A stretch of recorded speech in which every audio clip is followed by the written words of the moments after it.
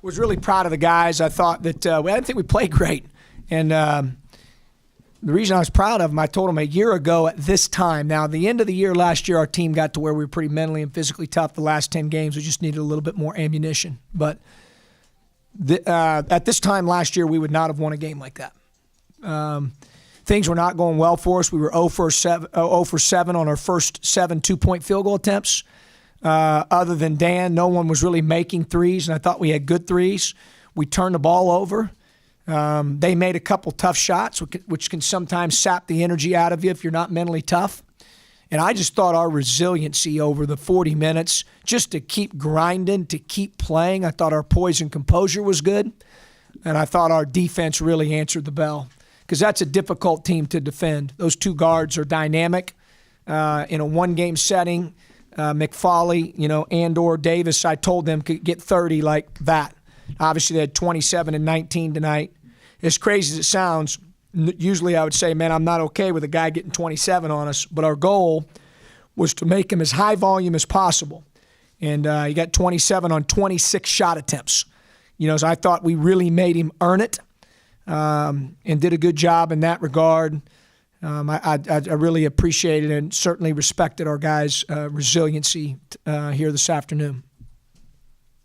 Is there any frustration on your part yet that you haven't been able to put together what looks like a complete game? I'm not frustrated. I'm not surprised. We're new. We did, I say that. I mean, defensively we did. George, I don't know what the stats show. Do they show that? Yeah, 31% field goal D in the first half, 30 in the second half. That's about as consistent as you're going to get defensively. I thought our defensive effort for 40 minutes was terrific. Now, the first half offensively, we didn't make shots. We turned the ball over. Thought we were out of synchronization offensively, and I think it'd be very fair to say, George, that we were much better in the second half offensively than the first half. We got adjusted to the zone better. We made a couple changes with our lineup, went smaller. I thought that was a good lineup for us against the zone, and did some good things, made some shots. I thought Ivy was terrific. When he's locked in like that and he doesn't take plays off, he's been in a mode here the last week or so that he's, I've had a lot of talks with him here lately about he's only got, I gave him a marble bag, and every game that's representative of the ones that we're guaranteed to play. Hopefully we all want to play more than what we're guaranteed on our schedule, but he has to give me a marble out of that bag, and it represents the fact that there's only so many opportunities left to put on that Akron jersey. There's only so many opportunities left in his collegiate basketball career to make the most of them, to have no regrets, to lay it on the line. And I thought he did that Wednesday night. I thought it's as good as he had played all year on Wednesday. And I'll have to look at the film, but certainly the stat sheet is indicative that he may have played even a little better today than he did on Wednesday. So, I was proud of him as well. These guys, and this is collectively all across basketball, so these guys come up through high school and they playing against. Why is it when they get into college, into a college setting, it looks like they, not just you, I mean, yeah. Yeah, I don't know. I mean, obviously the first half I thought it was more turnovers and sloppy passing. We had too many turnovers at halftime, just like we did on Wednesday night.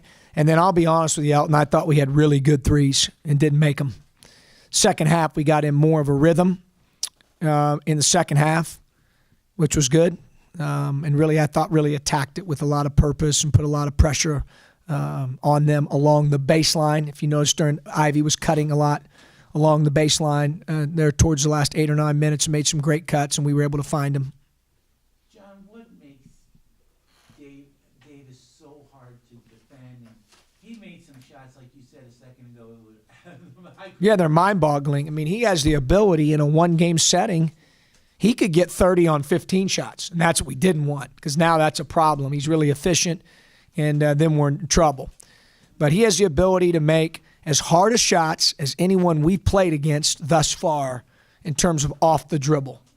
Evan, I mean, he's, I'm not saying he's as good as Steph Curry. I don't want to be quoted in that regard. But on our level, at the collegiate level in a game, he plays like that, analogous to that, where sometimes you're playing great defense, Evan, and you got a hand in there, and he just is off balance and makes a hard shot. I told the guys coming into the game that it was going to be like that, and the only thing that I asked is when he did that, they did not hang their head and they got to the next play. And I thought that we did that fairly well. What is it about coaches' sons? They just know the game. I mean, when they get on the floor, maybe because they've been in that environment all the time, they just know what to do, what not to do. And I've seen a few of them, but I mean, I'm going to see Davis again later in the year. If he stays for 4 years, he's a terrific talent. You're right. There is something about it. I know, of course, my son who's 12. He thinks he knows more than me, but he studies it like crazy, and he sits there and watches film with me at night. And you think about it. I just now thought about it. Here he is. He's been doing it for the last 2 or 3 years, and the fact that he's 12 years old and knows what the high post is and how. I mean. And then I think about when I coached the Kellogg boys at Ohio, obviously Clark played at such a high level. They were around it their whole lives. Christian Jackson, who's on my team now, is like a coach on the floor.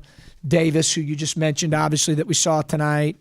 There's no question. I mean, those guys have been around it their whole lives, So it probably, in terms of knowledge and understanding and awareness of the game and how it's played and, they probably have a little bit of jump start when it comes to that mental piece. I always like to sometimes to show my age, and Ellen can back me up on this. So both of us remember when Mike took Indiana to the Final Four in Atlanta and took them to the championship game. Sure. Atlanta. He beat Kent State in the Elite Eight. I still can remember a team shooting 60% like that with Jeffries and all that. So I just wanted to.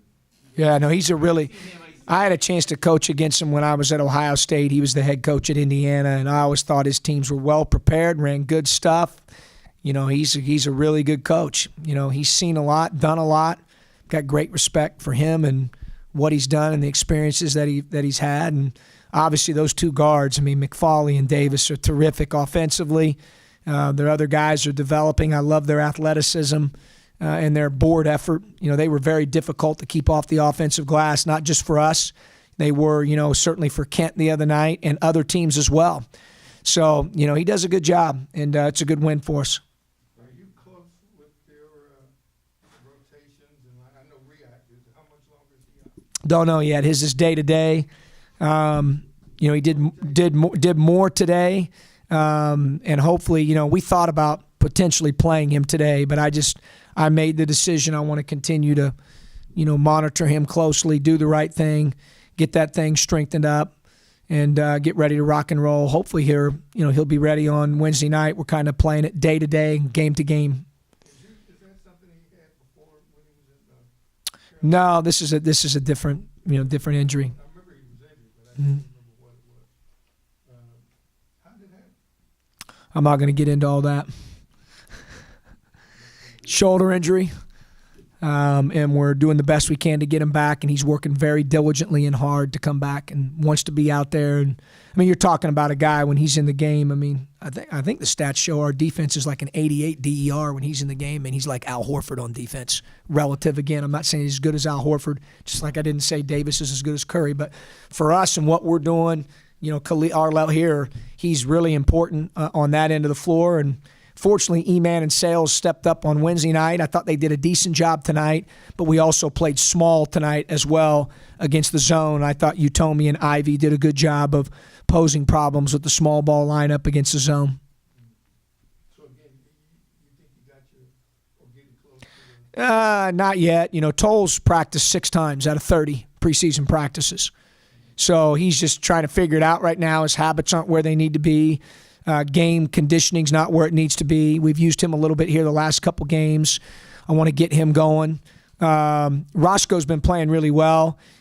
Certainly his minutes tonight weren't a reflection of how well he's been playing. It was just kind of what the game, I thought, what was necessary to win the game and to play the lineups that we needed to play the way we could play tonight against the zone. But we got to continue to get him minutes, Elton, and develop him. Obviously get React back. Continue to solidify our front court with Sales and E-Man. E-Man's timing's coming back. It's taken him a little while. You go through open heart surgery in January, and don't really train with full contact during the summer, and the first time you're let loose with full contact's October 1st, and you haven't played since January, takes some time. And he's working at it. So I don't think we're hitting on all cylinders yet. I think our room for growth is enormous because of those things. Got to get React back, E-Man's timing, Roscoe more minutes, Toll's missed 24 preseason practices. Like, we've still got a lot of work to do in terms of solidifying and developing our depth and rotation.